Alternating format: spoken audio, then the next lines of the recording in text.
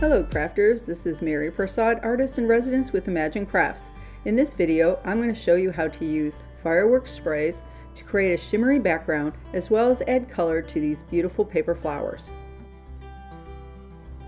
For this project, you'll need the following supplies listed on the screen.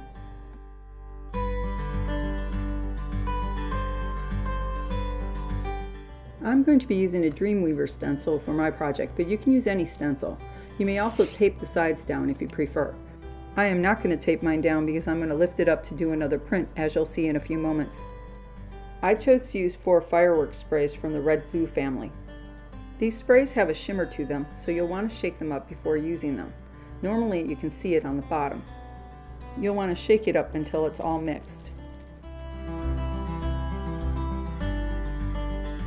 To get a really nice dot pattern, you'll want to spray from about 6 to 12 inches away. And also don't spray too much, just do a very light coat. You might not be able to see it very well, but it's actually pretty intense. I'm going to spray from blue to red in rainbow order, and I'm going to overlap the colors in places. Don't worry if you get a couple bigger drops or if it does puddle in places. This all sort of goes with the look. The cardstock I'm using is Nina Stardream Quartz. It has a pearlescent finish. It doesn't show up well in the photos, but you can see some of it on the piece on the right. Now that I've finished spraying this piece, I'm going to flip over the stencil and do another print with the excess sprays. Not only does this minimize some of the waste, but it also gives you a really cool negative print of the same stencil. With the metal stencils, you'll have to press them down pretty firmly. I was starting to get this on my hands, so I decided to grab a piece of scrap paper to help press it down.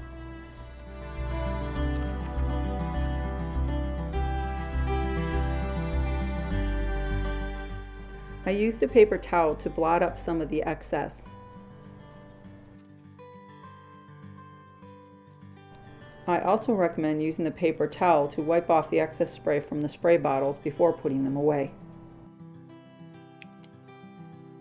Here's a close-up of the paper. You can see the shine on both the paper and in the inks.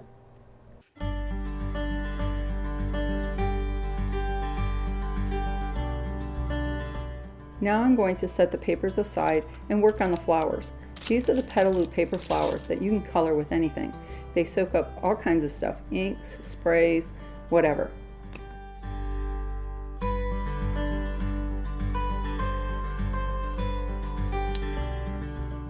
To achieve a two-tone look, don't spray the whole flower, but just spray parts of it and leave some of it plain. I'll use a paintbrush to pick up some of the excess and then put it where I want to see some more color.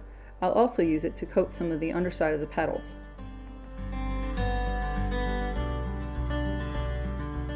Cleanup is really easy. All you do is spray with a little bit of water and wipe it with a paper towel. I'm going to repeat the process with the blue and the lavender sprays on the smaller flowers. Next, I wanted to give a little shimmer to my Hello die cut.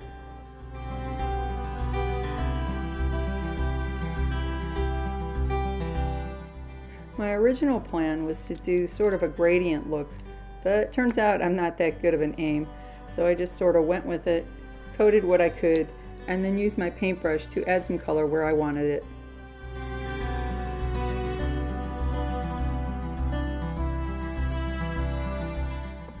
And here are all my pieces. I die cut 3 more hellos out of the Nina Stardream Quartz pearlescent cardstock, and now I'm going to glue them together in a stack to make a thick word.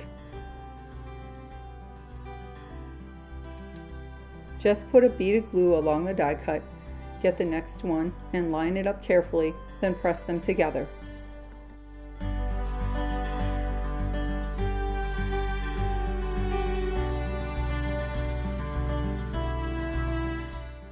Repeat this process for the next layer and then finally for the top.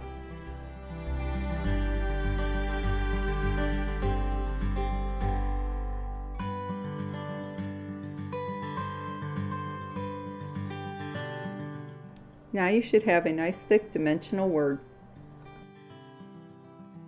I decided my hello needed a little more contrast on the card, so I die cut a periwinkle hello to offset and make a shadow. Finally, I added a tiny little rhinestone to give it a little bling. Here's a final look at my card. If you look carefully, you can see some of the shimmer on both the flowers and on the surface of the paper. Unfortunately, it doesn't pick up really well on camera, but it looks so beautiful in person. The photos show more true to color, but unfortunately you can't see much of the sparkle at all. I love the look of the little dot patterns that the sprays give. I hope you've enjoyed this video. If you have, please consider giving it a thumbs up. And for more inspiration and ideas, please visit imaginecrafts.com.